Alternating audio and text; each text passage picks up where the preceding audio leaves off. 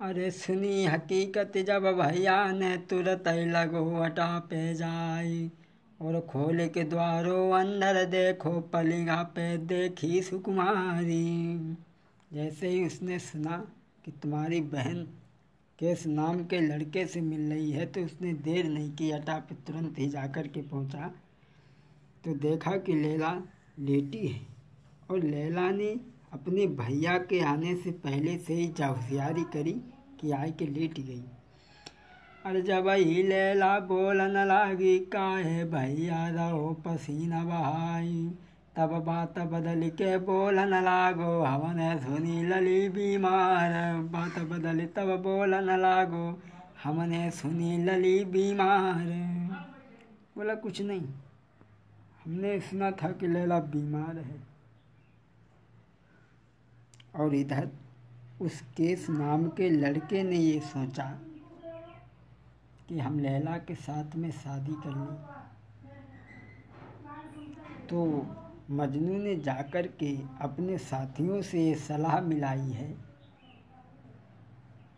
तो जब सलाह मिलाई है सोची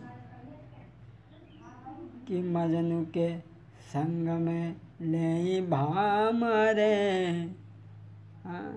लैला के संग में ले भामरे डारी है। इतना सोच रहो वो मजनू है भैया।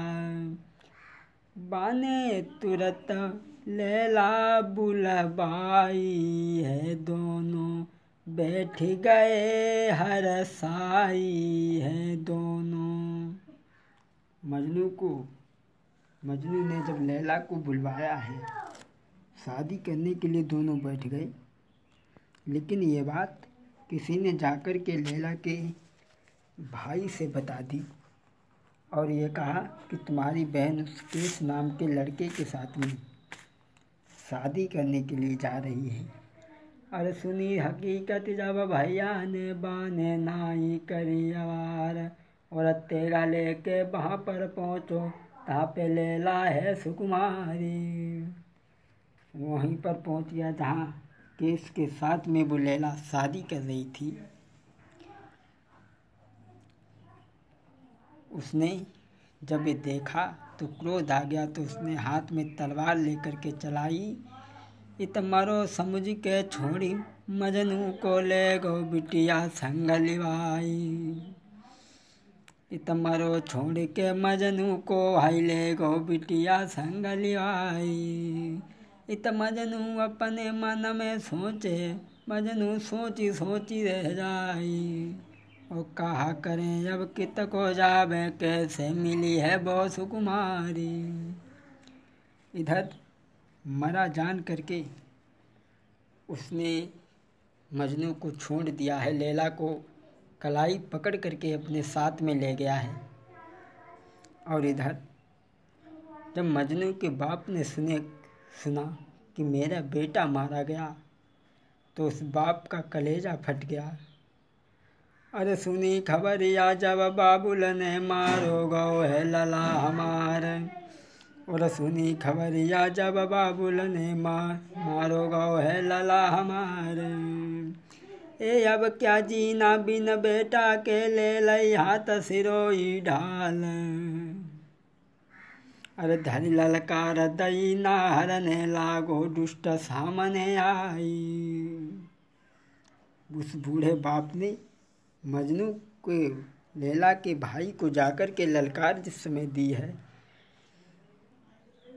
अरे सुनी खबरिया जब बाबुल ने मारो गो है लला हमार। अरे अब क्या जीना बिन बेटा के ले लई हाथ सिरोई ढाल। ए धरी ललकार दई ना हरने लागो दुष्ट सामने आई। अरे जब डट के भाई लड़ाई हट के पैरन धरो पिछारी। अरे किंतु अवस्था वृद्धापन की कहाँ तक करें खेत तलवारी। और धोखा दे के बापा जी ने मारी सीना में तलवारी। बाप ने सुना कि मेरा बेटा मारा गया तो सोचने लगा कि अब दुनिया में जीकर के मेरा कौन सा फ़ायदा है। तो उसने हाथ में सिरोही ढाल लेकर के पहुंचा है। तो लैला और मजनू के पिता में युद्ध हुआ, लेकिन उस नीच ने धोखे में आकर उस बूढ़े पिता को मौत के घाट उतार दिया। और इधर अरे बदलो लेवे काज बेटा को दई बाप ने जानी गमाई। इतमे जानी जब मजनू ने बेटा सोची सोची रह जाई। बूढ़े बाप ने अपनी जान दे दी अपने बेटे के पीछे। और इधर मजनू जहाँ पड़ा है, जब उसने सुना कि मेरे पिताजी मारे गए, तब तो कलेजा फट गया। उधर लैला का प्यार और इधर पिता का दुख। अरे लैला और पिता को दुख दो संग में गए टकराई। इधर तो लैला से जुदा हो गए, उधर पिता खत्म हो गए।